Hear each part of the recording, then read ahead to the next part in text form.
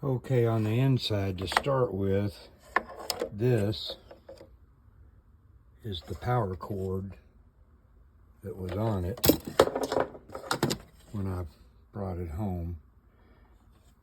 I upgraded that to a grounded plug. That's what I showed you before. This is hooked up right and it's grounded now. These tube sockets were burned up. These tube sockets right here were burned up with the resistors that were on them. Were all burned up. And it had a bunch of wires that were burned up on it. You can see how charred they are. You can't even tell what color those rings are, most of them. And so I replaced both of those in the power section with these new ones, and I put the proper kind of resistors on them that aren't going to burn up. Those are going to last. The green wires here, that's for your filaments. They were burned up.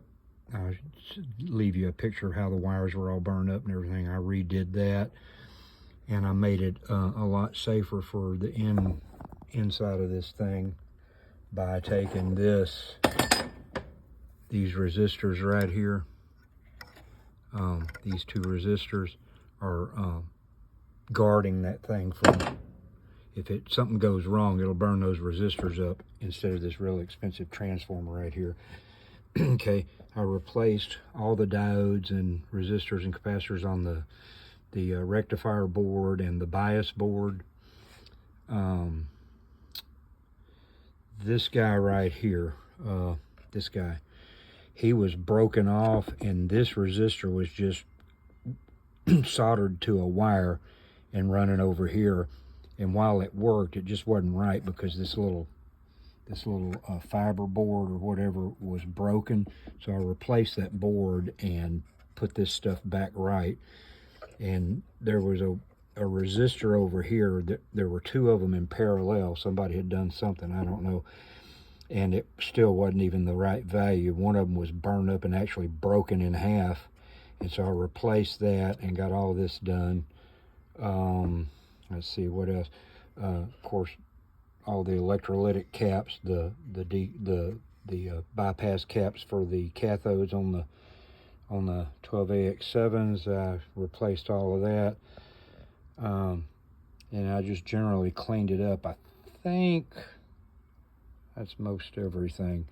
Now, for another charge, I can fix this cord, make it go here, and make the fuse go here, and I can change this section of the amp. This is an AB165 circuit, and you can do a couple of changes to this circuit and make it like what Fender called the AA864, and it's a much quieter output section, so the amp doesn't go tss. There's a couple of changes I could make on it, and people do that mod fairly often, but it's got to do with kind of changing this section, and there's some wires that run in between these two boards right here that can be moved so that they're not interfering. They're running right past some other noisy parts of the circuit, and they pick up noise. So anyway, there's a few things I can do if you want to spend some more money and get it cleaned up as far as the noise floor on it and everything. But that's pretty much what I did to it. Now here's your old parts. I've got those tube sockets. I'll put these back on.